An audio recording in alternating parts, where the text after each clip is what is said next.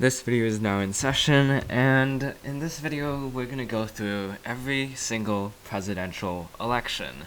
And it's I guess like a step away from the current kinds of politics that we have and looking back on previous presidential elections and how we have grown as a country since the founding of this nation. So here we have the 1788 election, and George Washington was the only candidate running for president because everyone wanted him to be president. So as a result, he was able to get 100% of the vote. And this matched with the 1792 election, where George Washington once again won with 100% of the vote. And you can see the difference now is that New York and Vermont were separated, and in addition, North Carolina as well as Tennessee were also separated. Tennessee would not be a state for several more years, but North Carolina would be a state. In the 1796 election, we saw George Washington step away and establish a precedent of 2 terms, and that's a precedent that would be broken in a few centuries, around 2 centuries, but it's a precedent started by Washington that really helped with keeping America balanced, with keeping the executive branch in check, because a lot of presidents wanted to serve longer than 2 terms, but obviously serving more than 2 terms could lead to serving indefinitely, and that would be a pretty bad thing for democracy. Even if someone as popular as like FDR, if he served for more than 6 terms, that would be essentially a dictatorship instead of a democracy. Even though he is constantly voted in, it's just one person who is ruling the entire nation for his entire lifespan, which would not be a good thing, because you need change and you need to adapt in order to have the country become better. So that's why Washington kept to 2 terms, and that's why a lot of presidents kept to 2 terms. In fact, there was no amendment, at least not until after FDR died, where presidents were required to limit themselves to 2 terms. That was only after FDR died was there an amendment that talked about that. In the 1796 election, we saw a big divide over whether America wanted a Federalist or a Democratic Republican. And to give an analogy, the Federalist Party is like the party of big business. It's the party of banks. Meanwhile, the Democratic Republican Party is like the party of the forgotten man, the party of rural people, farmers. Those are the working class, and that's why you see a lot of the South voting for Thomas Jefferson. But John Adams was able to just about win elections, even in the late 18th century were competitive. You see here that Thomas Jefferson was very close to winning. He only needed one other state from John Adams in order to win. In the 1800 election, we saw the unpopularity of John Adams rise because of his actions regarding France, and as a result, Thomas Jefferson was able to win with 61.4% of the vote. And also, as a side note, Thomas Jefferson, it says here, was elected vice president. Back then, the vice president would whoever got second place in the presidential election would be vice president, and obviously you can already figure out the problem with that. It's 2 very different visions, and those competing visions often clash with each other in the presidency, as shown by TJ and John Adams. So that was the 1800 election. The 1804 election saw a re-election of Thomas Jefferson because the Federalists were losing ground with their popularity. By this time, Hamilton already caused a very a battle within his own party between John Adams and Hamilton. They both had different views, and that pretty much saw the end of the Federalists. Ever since then, you can see here James Madison won this election. And then he continued winning because of the war of 1812, where Britain invaded America, and James Madison was able to at least do a stalemate with Britain, which was a major thing for such a new nation. Going into 1816, we see James Monroe elected into the presidency, partly on the heels of the Monroe Doctrine, which stated that Europe should not practice an imperialism in the Western Hemisphere anymore, in the United States or in any other territory north and south of the U.S. So here we keep seeing a Democratic Republican win, and you can see that by 1824, or I guess by 1820, there's really just no Federalist candidate. You can see here that it's just replaced by all Democratic Republican candidates, and you can see here that there are 4 of them. For John Quincy Adams, right here, he was more of a kinder person. Andrew Jackson was a general in the War of 1812, and he was able to win against Britain in Louisiana, I believe, which is why he got so many electoral votes. He actually got more electoral votes than anyone else, but John Quincy Adams ultimately won out because at the time, if there was no majority in the Electoral College, then you were able to go, then the Congress would decide from there, and they decided for John Quincy Adams. You can see here that there are 2 other candidates as well. In the 1828 election, we saw Andrew Jackson win because John Quincy Adams did not do a good job as president, and Andrew Jackson put in some very controversial policies, and his cabinet was also very controversial. He installed people who were loyal to him. The first priority was loyalty, and then the second priority was how good they were. Most of the time, every single time, loyalty trumped performance, and that was very controversial. But he was able to rally America against the Native Americans, against the Indians, and he pushed a lot of them out from the United States over to through the Trail of Tears over to territories and organizations. So now we see the new party, the Democratic Party, winning, because the Republican Party was fractured in the 1824 election, and the National Republicans took over as the second party, as the opposition party, until that got replaced by the Whigs. And the Whigs were kind of were the predecessor to the Republican Party that we see today. Meanwhile, the Democratic Party has stayed forever since Andrew Jackson, and you can see here it has gone between Whigs and Democrats many times.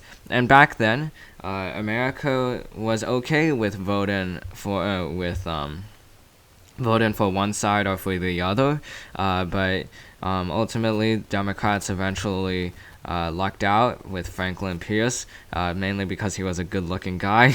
But you can see here that as a result, the Whigs fell apart, and as a result, it became now the Republican Party. And initially, the Democratic Party had most of the success, even during the early days of the Republican Party, until Abraham Lincoln came. When Abraham Lincoln came, by this time, the North and South were really fractured. If you look at the 1856 election, you see it's divided between North and South, and that continues to 1860 because of the issue of slavery. Abraham Lincoln said he would take a moderate approach to slavery, but by this time, a lot of Southerners were getting very suspicious about the Northerners trying to take their slaves away, and as a result, after Abraham Lincoln was elected into presidency, or during the lame duck session before then, South Carolina became the first state to secede from the Union, and a bunch of other states joined South Carolina to be part of the Confederate States of America.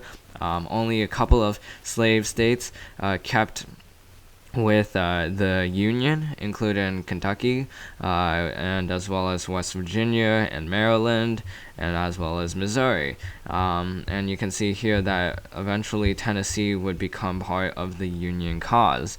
So the 1864 election saw a fight between whether the Civil War should continue or not, and Abraham Lincoln was able to win primarily because the war at that specific time was doing well.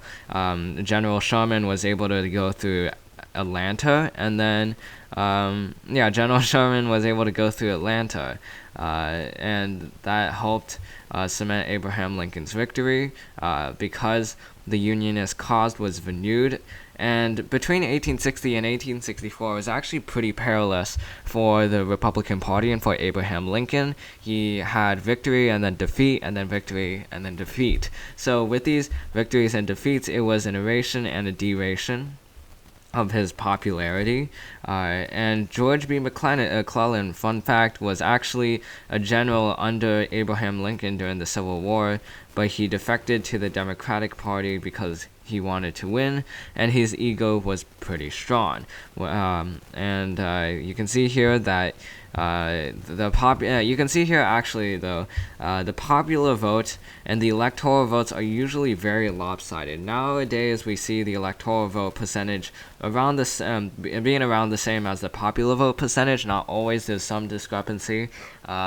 2016 election, but you can see here that there was a huge discrepancy in the 1864 election, where even though George B. McClellan was 10% off of Abraham Lincoln, he only got 21 electoral votes, and that shows you how each state was a competitive state. Let's go to Illinois, for example. You can see here that Abraham Lincoln won by 10%. In New Jersey, George B. McClellan won by 5%. And then you can see here in Maine that Abraham Lincoln won by 19 or 18%. And then in California, he won by 17%. So it's not like the 25% margins that we see in certain states today. And then afterwards, Ulysses S. Grant was able to win because he was a general in the Civil War, a very well-known general who helped defeat Robert E. Lee, and as a byproduct, the Confederate States of America.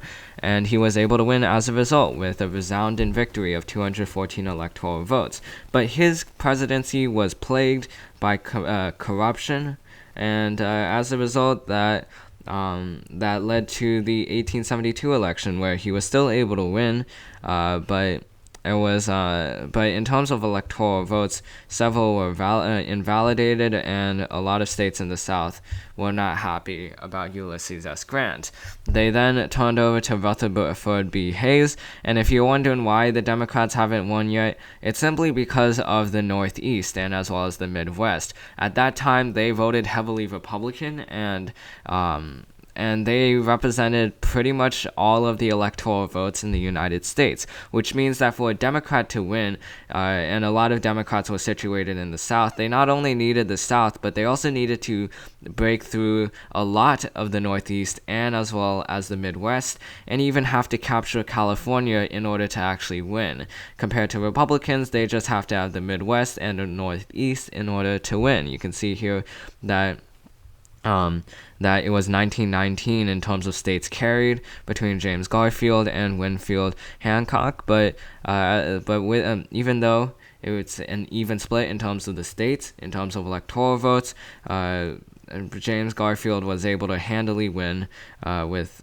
a plurality of the vote. You can see here that it was really only a 0.11% difference between Garfield and as well as Hancock, but Garfield won by 214 electoral votes, not 185. And then we see here that Grover Cleveland finally breaks through with the Democratic Party, just because the Republican Party by that time got so unpopular to the point where a Democrat was actually elected. But the thing with Grover Cleveland's presidency is that it wasn't really that good. It was pretty mild. And then his health started to get worse, and he lost the electoral vote count, even though he won the popular vote. This is one of 3 instances that this has occurred, but as you know, but pretty much most people today know Grover Cleveland because he was able to win 2 terms, but not consecutively. So he won his second term after a 4-year hiatus, and he was able to win with 46% of the vote because of practically because of Benjamin Harrison's ineptitude. So we now go to 1896, where William McKinley wins against William Jennings Bryan, and this was a pretty hard-fought election. It was a very big contrast of ideals between big business and as well as rural Americans and as well as the working class Americans. Both of them really fought out. There were operatives on both sides that were lashing out, and it was pretty close in terms of the both in terms of well, not really in terms of the electoral votes, but more of the percentage in the popular vote. And this continued to highlight the Democrats' problem, which is that their cause was very strong, which is being a populist and uniting the working class. But the problem is, the problem is that there a lot of the operatives, a lot of the big business operatives were based in highly dense states, and as a result, they were able to win in those states and then win in the electoral vote, even if William Bryan's had a very good cause to fight for. And you can see here that there was a rematch, and the Republican won. And then we get to 1904. This is when we start transitioning over more and more to modern day politics. In the 1904 election, we saw TR win a resounding victory against Alton Parker, and TR, even though he was a Republican, you think of the Republican Party today as a conservative party with champion conservative values, but TR, being part of the Republican Party back then, he was a progressive. He wanted to get welfare to the masses. He wanted to start up social programs for the United States government. He wanted to have the U.S. government play a bigger role in a person's life, in the working class's life, and a lot of people agreed with him because at that time it was a progressive revolution. A lot of people were questioning the thoughts of the status quo, and as a result, he was able to win the election, and a lot of people rallied behind him, especially the newer generation who wanted to embrace change, embraced TR, and he won. And this continued to 1908, where TR actually did not run TR did not run for re-election because the thing is, he became president after William McKinley died, and he decided that he did not want to run a second time, even though he was eligible, because he regarded the death after William McKinley as his first term, and then the 1904 election as his re-election campaign, and between 1905 and 1909 as his second term. But he handpicked William Howard Taft to be his successor from Ohio, and if you've looked at the Wikipedia pages, you've seen that a lot of presidential candidates are from Ohio, and that's because Ohio at that time was a tipping point state, kind of like how it was in the 2012 election and as well as the 2004 election. Ohio was just as important back then as it is right now in the 21st century.